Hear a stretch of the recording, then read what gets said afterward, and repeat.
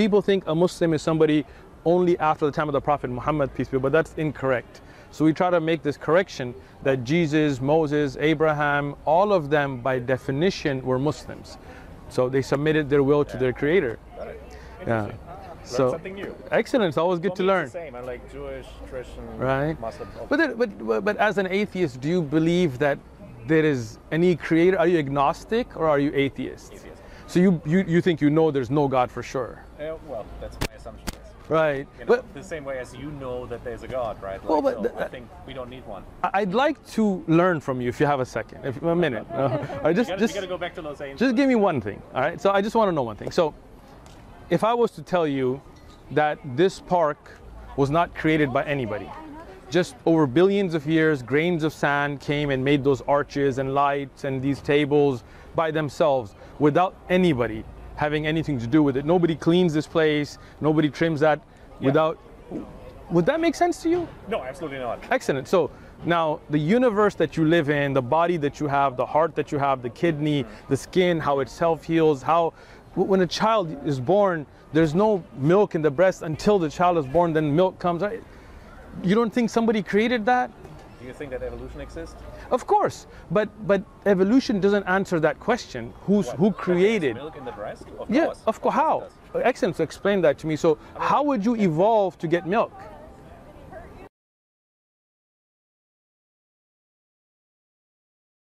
No, I guess the question is. You see what I'm saying? How do you evolve to get milk in the breast? No. Excellent. So this is the question I had, right? That's why I asked you originally that if I asked you, nobody created this. Each other, so Excellent. But just think about it. Sure. Milk can evolve by itself. Thank you. Have a good one. When you surrender your will to do the work of your Lord, of Allah, of your Creator, that's a Muslim, right? So we believe that Jesus, Moses, Abraham, they all did that, right? They surrendered themselves to do the work of their Creator, so they were Muslim. No argument there. Excellent. That's it. That's the meaning. That's why they're Muslim. Excellent. Well, we agree. Then why should we argue? We're here to build bridges and have conversations. We're not here to debate. But this is something important because people try to make as if Jesus had his own religion and Moses had his own and Muhammad has his own. When we believe all of them, peace be upon. Exactly. They all brought. Exactly, they all brought the same message. Worship one God, don't worship idol. Look at the 10 commandments, right? First commandment, O Israel, know that your Lord is one Lord, right? There's no 2, 3, 4, just one. And then second commandment, don't worship graven idols. All of the commandments, you look at don't kill. My family, we have one Buddhist in the family, one Jewish, one Muslim, one Christian. We have everybody. Excellent. Everybody loves everything. It's fantastic. Excellent. Well, if you guys, you've already known the Quran. If you'd like some material. I have Quran in Arabic, Excellent. Farsi, and in English. Man, you are well read. The Arabic one? No, but فارسی گپ I can read میکنی؟ it, but I don't understand it. That's فارسی why گپ میکنی؟ That for sure. شما چطور هستی؟ شما آقا خوب است؟ ایرانی هست. بسیار خوب است. شما؟ A little bit, a few words. I do speak Arabic. Where are you?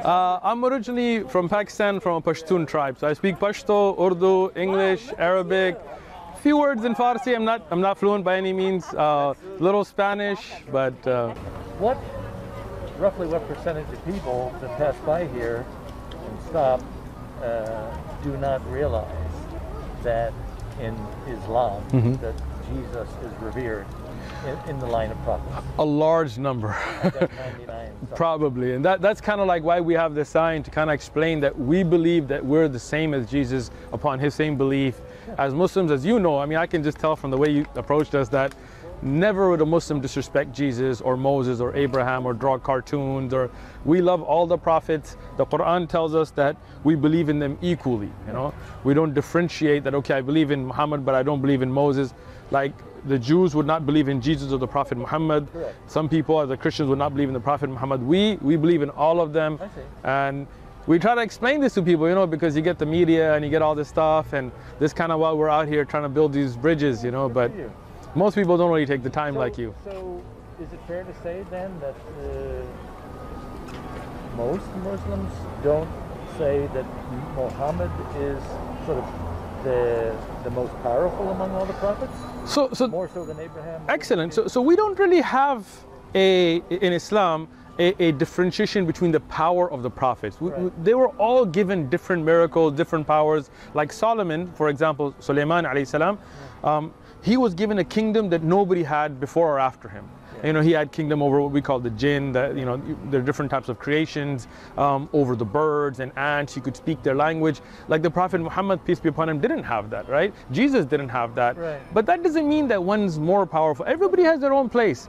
So we believe that they were all on the same path. We do believe that there's always everything in the creation has a beginning and end, right? So the world has a beginning and someday will be the end, no matter what, right?